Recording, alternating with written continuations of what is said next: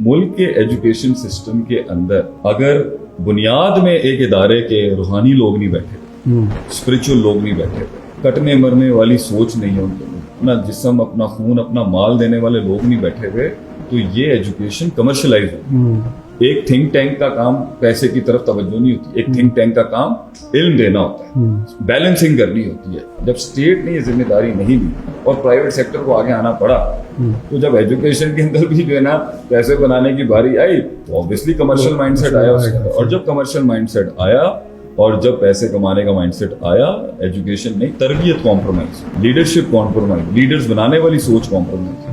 जब पूरी चेन में वो पर्सपेक्टिव नहीं होगा, वो पैराडाइम नहीं होगा, तो वो चेन कहीं ना कहीं से मुत्तसिल नहीं होगी, वो टूटेगी और वो मफादियत पे जाएगी और वो मफाद परस्ती इंसान को फिर अपने विजन से हटाएगी। ओवरऑल जो हमारा एजुकेशन सिस्टम है, इसको हम कैसे रीवैम्प कर सकते हैं? इसको हम किस तरह से इस पे हम मतलब एक इदारा तो नहीं होगा, हमें अगर कोई इदारा हो, कोई ऑर्गेनाइजेशन हो, मुल्क हो, रियासत हो, मैं तो अब रियासी सतह के ऊपर भी इदारों में जाता हूँ, अस्करी इदारों में भी जाता हूँ, हर इदारे में मेरा जाना है।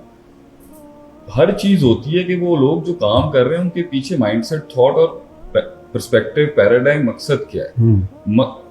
हम स्पिरिचुअल लोग हैं सर, मुसलमान एक रूहानी मखलूक है। सही। हमारी दुनियावी सारे उसूल, हमारी मादा परस्ती, हमारी हिस्सियत, हमारे जितने भी फिजियोलॉजिकल एस्पेक्ट्स और पैराडाइम्स हैं, वो रूहानियत से माफौक नहीं हो सकते। कल भी मुझसे एक पॉडकास्ट में सवाल किया है डॉक्टर सुबैल ने कि इस्लामी बिजनेस में और दूसरी, मैंने कहा इस्लामी तिजारत के अंदर लेन देन सब जो भी चल, उसमें नबी सल्लल्लाहु अलैहि वसल्लम ने रूहानियत को हमेशा इंसानी जरूरत के ऊपर रखा है, तो ही बैलेंस रहे, तो ही कुर्बानी और इसार रहेगा आगे से।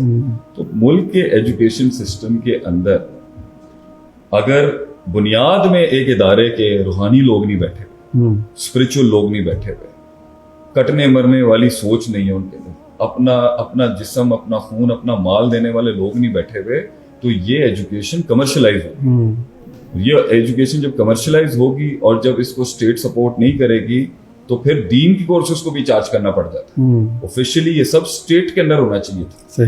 जो खलीफा पहले जो है वजीफे लगाया करते थे हर चीज के, और एक थिंक टैंक का काम पैसे की तरफ तवज्जो नहीं होती, एक थिंक टैंक का काम इल्म देना होता है, बैलेंसिंग करनी होती है, चीजों के अंदर हेजिंग करनी होती है, आगे से उसकी घास की टिप्स और उसकी नोकें और जड़ें उसकी देखनी होती हैं। वो पैसे के ऊपर, ये स्टेट का काम। जब स्टेट ने ये जिम्मेदारी नहीं ली और प्राइवेट सेक्टर को आगे आना पड़ा, ऑब्वियसली सर अगर आपके यहाँ किसी सोसाइटी के अंदर प्लॉट महंगा हो रहा है, तो सट्टेबाज वहां भी पहुंच जाते हैं। तो जब एजुकेशन के अंदर भी जो है ना पैसे बनाने की बारी आई, तो ऑब्वियसली कमर्शियल माइंडसेट आया उसके अंदर। और जब कमर्शियल माइंडसेट आया और जब पैसे कमाने का माइंडसेट आया, एजुकेशन नहीं, तरबियत कॉम्प्रोमाइज, लीडरशिप कॉम्प्रोमाइज, लीडर्स बनाने वाली सोच कॉम्प्रोमाइज। एक मसनद पे जाके इमाम हुसैन रज़ी अल्लाह ताला अन्हु एक अंबिया के मनहज पर कुर्बानियां देने वाले, उनको वो सोच खत्म हो गई, वो बिल्कुल ही गायब हो गया। इसलिए फिर वो सिस्टम आया जिसने इनको फिट करने वाले सिस्टम वाली एजुकेशन है, वो इनकलाबी एजुकेशन। और दूसरी बात यह, जब आगे का मॉडल जो डिमांड कर रहा है वैसी एजुकेशन सिस्टम, जब आपने इनको नौकरियां करवानी है, इनको 9 to 5 पर्सपेक्टिव्स में रखना है, आपने इनको कंपनियों और कॉर्पोरेट सेक्टर के अंदर ही करना है, तो आपका एजुकेशन मॉडल भी वैसे ही होगा। जब आपने उसे इमाम बनाना है, तो शेख उसका सिलेबस, इमाम का सिलेबस और होगा, इमाम का सिलेबस और एक नौकर के सिलेबस में बहुत फर्क। मेरा ये सवाल था कि इस कौम के अंदर जो है वो लीडर कैसे पैदा किए जाए। देखिए, मा मिन मौलूदिन इल्ला यूलद वलल फितरा, every child is born natural.